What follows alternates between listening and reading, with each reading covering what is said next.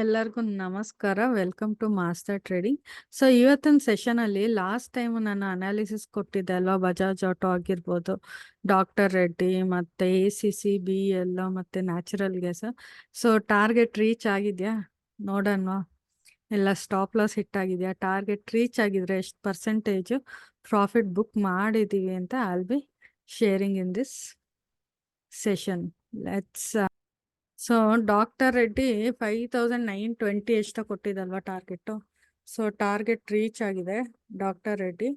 And Bajaj auto ಅಷ್ಟೇ 8840 ಅಂತ ಕೊಟ್ಟಿದ್ದು. ಸೆಕೆಂಡ್ ಟಾರ್ಗೆಟ್ ಬಂದು 8640.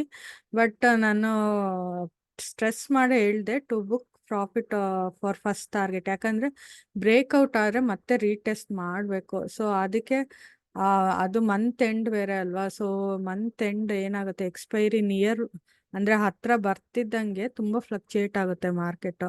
So it's better to book the profit. Okay, so ಅದಕ್ಕೆ 840 ಅಂತಾನೆ ಕೊಟ್ಟಿದ್ದೆ ನಾನು. ಮತ್ತು ನೆಕ್ಸ್ಟ್ ಟಾರ್ಗೆಟ್ 640 ಬೇಡ ಅಂತ ಹೇಳಿದ್ದೆ. ಓಕೆ, ಸೊ ಅದಾದಮೇಲೆ ಕಪಲ್ ಆಫ್ ಡೇಸ್ ಹಿಂದೆ ಒಂದು ಶಾರ್ಟ್ ಟ್ರೇಡ್ ಅಂತ ಕೊಟ್ಟಿದ್ದೆ ACC ಮತ್ತು BEL. ಸಡನ್ ಸರ್ಜ್ ಇರುತ್ತೆ ಬೈಯರ್ಸ್ದು. So we can book a small target ಅಂತಲೂ BEL ಮತ್ತು ACC ಕೊಟ್ಟಿದ್ದೆ. ಸೊ ಅದು ಟಾರ್ಗೆಟ್ ನೆನ್ನೆ ನೋಡಿದ್ರಿ ಅಲ್ವಾ, ಮಾರ್ಕೆಟ್ ಓಪನ್ ಆಗ್ತಿದ್ದಾಗೆ.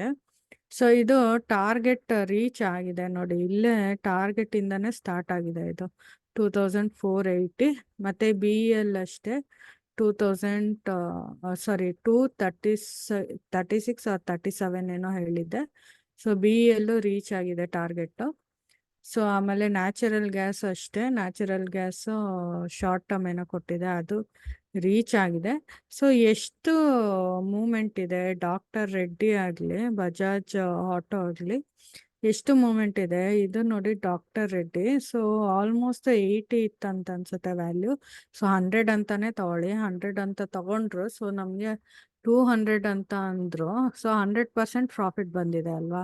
ಸೊ ಬಜಾಜ್ ಆಟೋನು ಅಷ್ಟೇ ಸೇಮ್ ಥಿಂಗ್. ಓಕೆ, ಸೊ ಆದರೆ ನಾನು ತೊಗೊಂಡಿದ್ದು ಟ್ರೇಡು ಓನ್ಲಿ ಡಾಕ್ಟರ್ ರೆಡ್ಡಿ, ಯಾಕಂದರೆ ನಾನು ಅವತ್ತು ಅನಾಲಿಸಿಸ್ ಮಾಡಿದ ದಿವಸ ಸೆಲ್ಲರ್ಸ್ ರೇಷಿಯೋ ತುಂಬ ಚೆನ್ನಾಗಿತ್ತು ಡಾಕ್ಟರ್ ರೆಡ್ಡಿಗೆ, ಆದರೆ ಬಜಾಜ್ ಆಟೋ ಅಷ್ಟಕ್ಕಷ್ಟೇ ಇತ್ತು. So that's why I skip Bajaj auto. Okay, so I took only trade of doctor Reddy. ಮತ್ತು ಒಂದು ಸ್ಟೇಟ್ಮೆಂಟ್ ಲೆಡ್ಜರ್ ಶೇರ್ ಮಾಡ್ತಾ ಇದ್ದೀನಿ ನಾನು. ನಿಮಗೆ ನೆನಪಿದೆಯಾ ಲಾಸ್ಟ್ ಟೈಮು ನಾನು 5000 ಅಕೌಂಟ್ ಒಂದು ಶೇರ್ ಮಾಡ್ತಾ ಇದ್ದೀನಿ ಅಂತ ಹೇಳಿದೆ. ಇದು ನನ್ನದೇ ಅಕೌಂಟು. ಇದರಲ್ಲಿ ಆ್ಯಕ್ಚುಲಿ ಕ್ರೂಡ್ ಆಯಿಲ್ 5000ಇಂದ 25000 ಮಾಡಿದ್ದೆ ಅಲ್ವಾ. ಸೊ ಅದು ನೆಕ್ಸ್ಟ್ ಟ್ರೇಡ್ ಬಂದ್ಬಿಟ್ಟು 24000 ಏನೋ ಹಾಕಿದ್ದೀನಿ ಡಾಕ್ಟರ್ ರೆಡ್ಡಿಗೆ. ಸೊ ಅದು ಈಗ ಲೆಡ್ಜರ್ ಬ್ಯಾಲೆನ್ಸ್ ಬಂದ್ಬಿಟ್ಟು 49464. ಸೊ ಇದು 1 ಮಂತ್. ಸೊ ಮಂತ್ ಎಂಡ್ ಅಲ್ವಾ ನಾನು ಕ್ರೂಡ್ ಆಯಿಲ್ ಲಾಸ್ಟ್ ಟೈಮ್ ಕೊಟ್ಟಿದ್ದು. So today it's 19th of April. So 1 ಮಂತ್ಗೆ ಎಷ್ಟು ಪರ್ಸೆಂಟೇಜ್ ಪ್ರಾಫಿಟ್ ಬಂದಿದೆ ಈ ಅಕೌಂಟಲ್ಲಿ? ಆಲ್ಮೋಸ್ಟ್ 700-800% ಪ್ರಾಫಿಟ್ ಬಂದಿದೆ ಅಲ್ವಾ. ಸೊ ನಾನು ಏನಕ್ಕೆ ಇದೆಲ್ಲ ಶೇರ್ ಮಾಡ್ಕೊಳ್ತಾ ಇದ್ದೀನಿ ಅಂದರೆ, ತುಂಬ ಜನ ನಿಮಗೆ ಕಾನ್ಫಿಡೆನ್ಸೇ ಇರಲ್ಲ ಆ್ಯಕ್ಚುಲಿ. ಯಾಕಂದರೆ ಅದು ಲಾಸ್ ಆಗ್ತಾ ಆಗ್ತಾ ಆಗ್ತಾ ನಮಗೆ ಏನಾಗುತ್ತೆ ಅಂತಂದರೆ, ಸೊ ಇದರಲ್ಲಿ ಮಾಡೋಕ್ಕಾಗುತ್ತಾ ಇಲ್ವಾ ಅಂತ ಡೌಟ್ ಬಂದ್ಬಿಡುತ್ತೆ. ಸ್ಟಾಕ್ ಮಾರ್ಕೆಟ್ ಇದೊಂಥರ ಗ್ಯಾಮ್ಲಿಂಗ್ ಥರ ಅಂತ. ಸೊ ಆ ಥರ ಇರಲ್ಲ. ಸೊ ಇದನ್ನು ಪ್ರೊಫೆಷ್ನಲ್ ಥರ ತೊಗೊಂಡ್ರೆ ಖಂಡಿತ ನಾವು ಪ್ರಾಫಿಟ್ ಮಾಡ್ಬೋದು.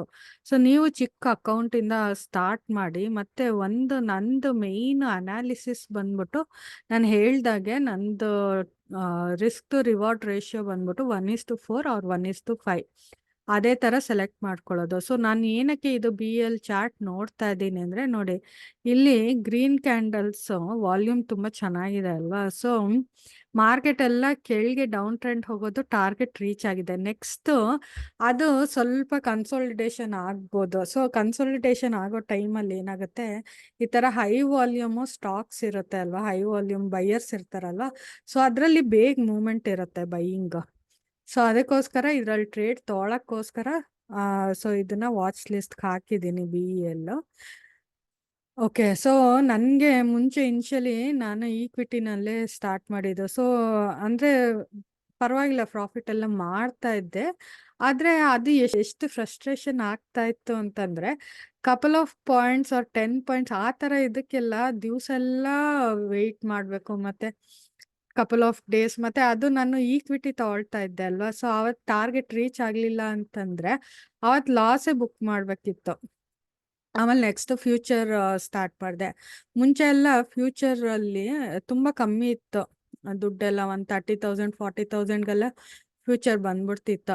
ಆದರೆ ಇವಾಗೆಲ್ಲ ಹಾಗಲ್ಲ, 4 ಲ್ಯಾಕ್ಸ್ 5 ಲ್ಯಾಕ್ಸ್ ಆ ಥರ ಆಗಿದೆ. ಸೊ ಫ್ಯೂಚರ್ಸ್ ಟ್ರೈ ಮಾಡಿದ್ದೀನಿ. ಫ್ಯೂಚರ್ಸಲ್ಲಿ ನನ್ನ ಅನಾಲಿಸಿಸ್ ಕರೆಕ್ಟ್ ಇತ್ತು ಅಂತಂದ್ರು ಸ್ವಲ್ಪ ಕರೆಕ್ಷನ್ಗೆ ನಿಮಗೆ 50-60 ಮೈನಸ್ ನೆಗೆಟಿವ್ ಅಲ್ಲಿ ತೋರಿಸುತ್ತಲ್ವಾ, ಸೊ ಅದು ಮೈಂಡ್ ಫ್ಲಕ್ಚುಯೇಟ್ ಆಗುತ್ತೆ. ಸೊ ಈ ಒಂದು ನಿಮ್ಮ ಅನಾಲಿಸಿಸ್ ಕರೆಕ್ಟ್ ಇತ್ತು ಅಂದ್ರು ಆ ಪೊಸಿಷನ್ ಹೋಲ್ಡ್ ಮಾಡಕ್ಕೆ ಒಂಥರ ಹಿಂಸೆ ಅಂತ ಅನ್ಸುತ್ತೆ. ಸೊ ಒಂದೊಂದ್ಸತಿ ಏನಾಗ್ತಿತ್ತು ಅಂತಂದ್ರೆ ಲಾಸ್ ಅಲ್ಲೇ ನಾನು ಕ್ಲೋಸ್ ಮಾಡ್ಕೊಳ್ತಾ ಇದ್ದೆ. ಅದಕ್ಕೆ ನನಗೆ ಫ್ಯೂಚರು ಸೆಟ್ ಆಗಲಿಲ್ಲ. ಮತ್ತೆ ಲಾಂಗ್ ಟರ್ಮ್ ಅಂತೂ ನನಗೆ ಸೆಟ್ಟೇ ಆಗಲಿಲ್ಲ. ಲಾಂಗ್ ಟರ್ಮು ಟ್ರೈ ಮಾಡಿದ್ದೀನಿ. ಲಾಂಗ್ ಟರ್ಮ್ ಏನಂತಂದ್ರೆ ನನಗೆ ಅದು ಮೂಮೆಂಟ್ ಇರಲ್ಲ ಅಲ್ವಾ ಅಷ್ಟು. ಸೊ ಅದು ದಿವಸ ನೋಡಿ ನೋಡಿ ನೋಡಿ ಒಂಥರ ಫ್ರಸ್ಟ್ರೇಷನ್ ಆಗಿ ಅದು ಹಾಗೆ ಕ್ಲೋಸ್ ಮಾಡಿಬಿಡ್ತಾ ಇದ್ದೆ. ಸೊ ನನಗೆ ಆಪ್ಷನ್ನೇ ಸೆಟ್ ಆಗಿದ್ದು. ಸೊ ಎಲ್ಲರಿಗೂ ಆಪ್ಷನ್ನೇ ಸೆಟ್ ಆಗುತ್ತೆ ಅಂತ ಹೇಳಕ್ಕಾಗಲ್ಲ. ಸೊ ಆಪ್ಷನ್ ಅಷ್ಟೇ ನಾನು ಇನಿಷಿಯಲಿ ನಾನು ನಿಫ್ಟಿ ಮತ್ತು ಬ್ಯಾಂಕ್ ನಿಫ್ಟಿನಲ್ಲಿ ಆಪ್ಷನ್ ಮಾಡಿದ್ದು. ಸೊ ಅದರಲ್ಲಿ ನೋಡಿದಾಗ 100 ಪಾಯಿಂಟ್ಸ್ 200 ಪಾಯಿಂಟ್ಸ್ ಆ ಥರ ಎಲ್ಲ ಮೂಮೆಂಟ್ ಇರ್ತಿತ್ತು. ಸೊ ಅದೊಂಥರ ತುಂಬ ಖುಷಿ ಆಗ್ತಾ ಇತ್ತು. ಆದರೆ ಅದ್ರಲ್ಲಿ ಲಾಸು ಹಾಗೆ ಇರುತ್ತೆ.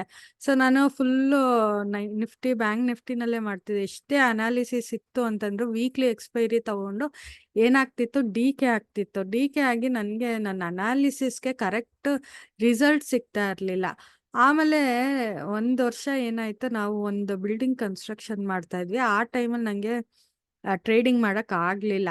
ಸೊ ಅದಾದಮೇಲೆ ನನಗೆ ಅದೇ ರಿಸರ್ಚ್ ವರ್ಕಲ್ಲಿ ನಾನು ಕಮೋಡಿಟಿ ಮೇಲೆ ಟ್ರೇಡ್ ಮಾಡೋಕ್ಕೆ ಶುರು ಮಾಡಿದೆ. ಆವಾಗೆ ನಾನು ಆ್ಯಕ್ಚುಲಿ ಕ್ಲಿಕ್ ಆಗಿದ್ದು. ಸೊ ಇದೇ ಥರ ನೀವು ಟ್ರೈ ಮಾಡ್ತಾ ಇರಿ. ಎಲ್ಲರಿಗೂ ಒಂದೇ ಥರ ಪ್ರೊಸೀಜರು ಇರುತ್ತೆ ಅಂತ ಹೇಳೋಕ್ಕಾಗಲ್ಲ. ಓಕೆ, ಸೊ ಕೆಲವ್ರಿಗೆ ಲಾಂಗ್ ಟರ್ಮ್ ಸೆಟ್ ಆಗುತ್ತೆ, ಕೆಲವ್ರಿಗೆ ಶಾರ್ಟ್ ಟರ್ಮ್ ಸೆಟ್ ಆಗುತ್ತೆ, ಕೆಲವ್ರಿಗೆ ಆಪ್ಷನ್ ಸೆಲ್ಲಿಂಗ್ ಸೆಟ್ ಆಗುತ್ತೆ.